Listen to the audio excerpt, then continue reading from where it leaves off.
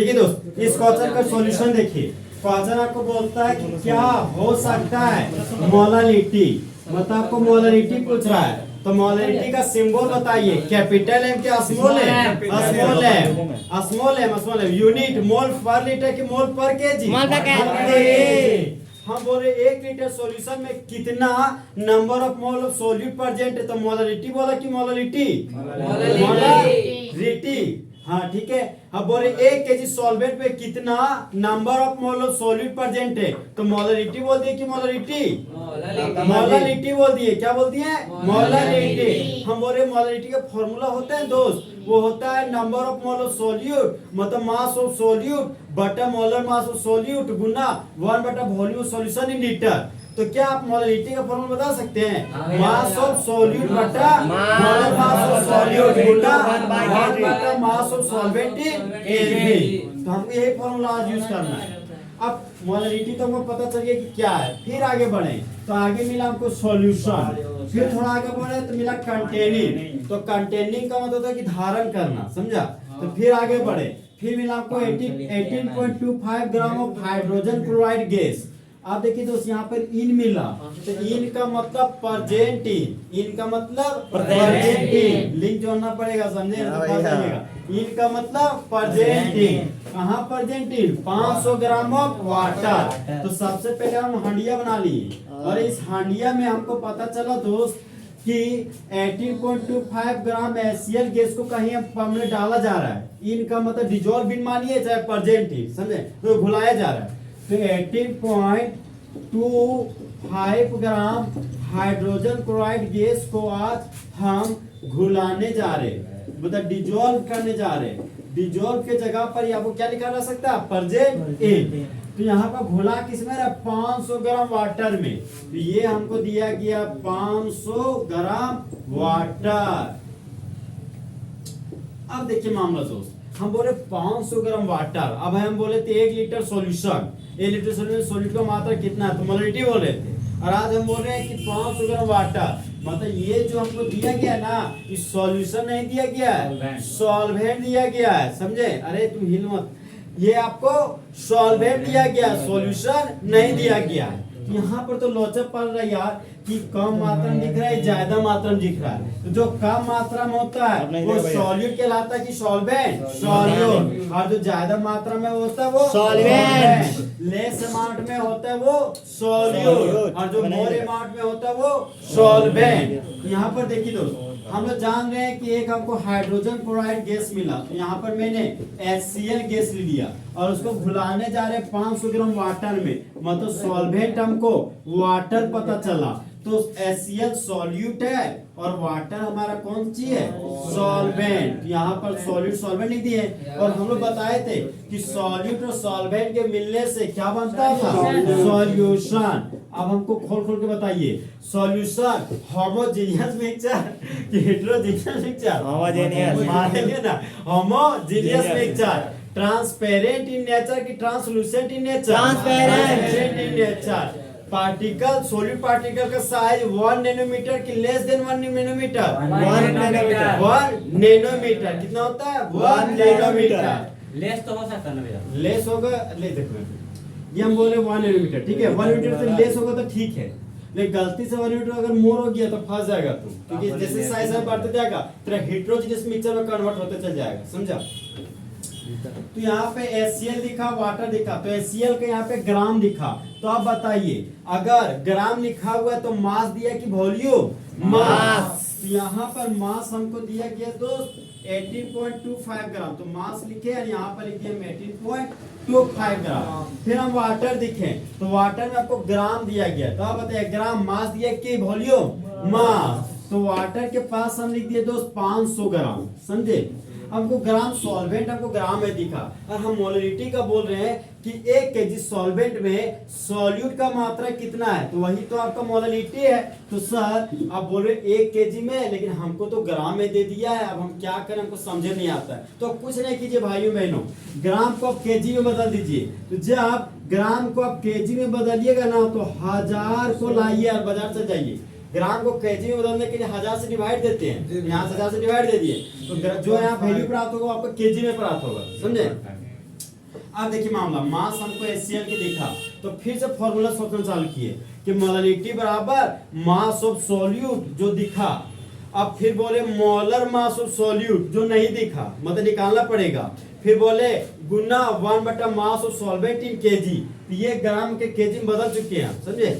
तो मेरे पास इकलौते एक चीज और घट रहा है जो मेरा मोलर मास है। अब मोलर मास एक मॉलिक्यूल का मास कि एक मोल का मास? एक मोल का मास। एक मॉलिक्यूल का मास मॉलिक्यूलर मास, एक मोल का मास मोलर मास। अब देखिए, और एक एटम का मास एटॉमिक मास। अगर एटॉमिक मास रहता तो यूनिट क्या यूज करते? एटॉमिक मास यूनिट चाहे यूनिफाइड मास। अगर मोलर मास रहता तो यूनिट क्या यूज करते? ग्राम चाहे ग्राम पर मोल। अगर आता मॉलिक्यूलर मास तो यूनिट क्या यूज करते? यूनिफाइड मास। क्या करते? यूनिफाइड मास या एटॉमिक मास यूनिट। अब आ रहे हम फिर से मोलर मास में HCl के निकालना चालू किए, तो मोलर मास का सिंबल होता है कैपिटल M। यहाँ लिख दिए मोलर मास ऑफ HCl। ठीक है दोस्त, इतना ना लिख के हम लिख सकते थे मोलर मास का सिंबल कैपिटल M और HCl के लिए यहाँ पर HCl, यही हो जाता है मोलर मास ऑफ HCl, समझे। फिलहाल किसी लिख रहे ताकि आप ना फंस जाए। तो मोलर मास HCl के निकालने जा रहे हैं, तो हम एक हमारा हाइड्रोजन प्राप्त हुए, क्लोरीन। तभी अभी बताए थे कि हाइड्रोजन का एटॉमिक नंबर 1 और एटॉमिक मास 1, क्लोरीन का एटॉमिक नंबर 17 और की भें और तो 17 का डबल 34, एक जोड़ दीजिए 35। लेकिन ये क्लोरीन को प्यार से कलमा बोलते हैं, लालची है, बोलते थोड़ा और दो भाई, तो डेसिमल 5 और देंगे, तो क्लोरीन का एटॉमिक मास हो गया 35.5। यहाँ पर मैंने लिख दिया दोस्त 35.5। तो मोलर मास HCl का पता चल गया 35.5। अब हम लोग अपना हॉट फॉर्मूला यूज करते हैं मोलरिटी का। तो मोलरिटी का सिंबल होता है स्मॉल m। स्मॉल m बराबर भी लिख सकते हैं। फिलहाल हम लिख रहे भाई मोलर और सॉरी हाइड्रोजन का 1 और क्लोरीन का 35.5, तो 35.5 और ये कितना हो गया? 37.5। और यूनिट क्या हो गया? ग्राम पर मोल।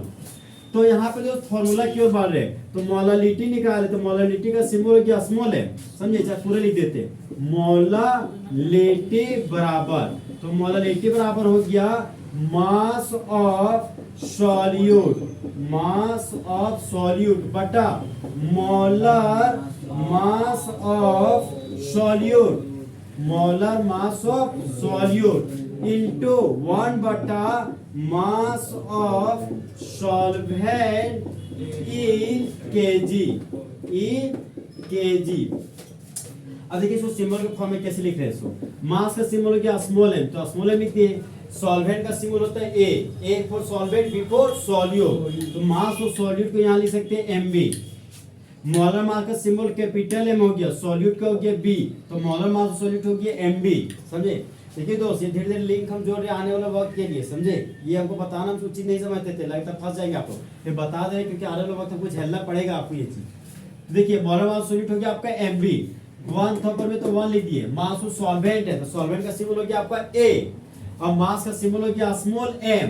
यहाँ पर हो गया आपका ये MA, तो किसमें लेना आपको? केजी में। और मोलरिटी का सिंबल हो गया स्मॉल m, तो ये मोलरिटी का एक और फॉर्मूला, मतलब यही है। ये आपका एक्सपेंडेड फॉर्म है, ये आपका शॉर्ट फॉर्म, समझे। देखिए आप यही फॉर्मूला आप याद रखिए, यही रखिए, काफी आपके लिए, समझे। सिंबल वाला अच्छा और सिंबल आएगा ना तो फंस जाएगा सिंबल। फिलहाल आप इसी तरह का फॉर्मूला यूज रखेंगे। सॉल्यूट का मास हमको दिया गया भाई वो 18.25 ग्राम, तो सॉल्यूट कौन सा है? HCl, तो सॉल्यूट के जगह पर क्या लेंगे? HCl। यहाँ पर सॉल्यूट क्या लेना है? HCl, यहाँ पर भी HCl ले लिए। और सॉल्वेंट आपने क्या लिया है? वाटर, यहाँ पर लिख सकते हैं मास ऑफ वाटर। क्या लिख सकते हैं दोस्त? Mass of water. अब मामला में आए, HCl का मास कितना दिया गया है? 18.25 ग्राम। यहाँ पर मैंने 18.25 ग्राम यूज किया, फिर मैंने बट्टा में आया, तो मोलर मास ऑफ HCl, तो मोलर मास HCl का कितना है? 36.5 ग्राम पर मोल इनटू 1 बटा mass of solvent in KG. यहाँ पर ग्राम को केजी में बदलने के लिए 1000 से भागा दिए, केजी बदल देते हैं पूरा। यहाँ पर देखिए नीचे में 3 जीरो पर में 2 जीरो, तो 2 जीरो हीरो बन गया। 5 बटा 10 है, 10 को 5 भागा दिए तो 10 0.10। फिर 1050 में 0.5 आ रहा है, यहाँ पर मैंने 0.5 ले लिया। ओके, यहाँ पर मैंने 0.5 ले, किस में लेना है, केजी में। किस में लेना है दोस्त, केजी में। यहाँ पर मैंने केजी यूज कर दिया। ओके, अब देखिए ऊपर में ग्राम, नीचे में भी ग्राम, तो ग्राम ग्राम राम राम, तो बोलिए जय श्री राम। ये ग्राम ग्राम आपका राम राम। अब देखिए मामला दोस्त, ये आपका पर मोल है, तो पर मोल है, पर मोल नीचे से ऊपर जाएगा तो मोल बच जाएगा। यहाँ पर यूनिट के रूप में हमको मोल प्राप्त हुआ, केजी नीचे ऊपर जाएगा तो पर केजी बन जाएगा। ये हो गया आपका पर केजी। तो हम लोग बार बार बोल रहे थे कि मोलालिटी का यूनिट क्या होता है, मोल पर केजी, समझे। अगर आप इस सब यूनिट वाला काटे में लफड़ा में अगर लग रहा है कि आप फंस जाएंगे, तो याद रखिए कि मोलालिटी का यूनिट क्या होता है, मोल पर केजी। तो लास्ट में मोल पर केजी अपने पास ही डाल दीजिए। अब देखिए मामला, ऊपर में 18.25 है, नीचे में 36.5 है, और नीचे फिर 0.5 है। यहाँ देखिए अगर आप इस डेसिमल को हटाइएगा तो ऊपर में एक और जीरो आ जाएगा, और इस डेसिमल को हटाएंगे तो 2 जीरो आ जाएगा, समझे। इसको कैलकुलेट कीजिए, तो कैलकुलेशन कीजिए, 2 होगा। अरे देखो, अगर एक डेसिमल मैंने हटाया ऊपर में 1 जीरो आया, और मैंने इसको हटाया तो नीचे में 2 जीरो आया, ठीक है। तो हाँ, फिर ये डेसिमल हटाया तो 1 जीरो आया, तो ये जीरो और ये जीरो खल्लास हो गया। ओके, फिर ये जीरो खल्लास हो गया, ठीक है। और यहाँ पे 1825 है, यहाँ तो कितना है, 365, 0.5। हाँ, फिर गुना 1/5 है, 1/5। तो फाइनली कैलकुलेट कर रहे थे, कितना आ रहा है आप लोग का, 1 आ रहा है। तो ऑप्शन नंबर बी आपका 1 मोलर सही है। ऑप्शन नंबर बी आपका 1 मोलर सही है, समझे। तो ऑप्शन नंबर बी को लॉक किया जाए।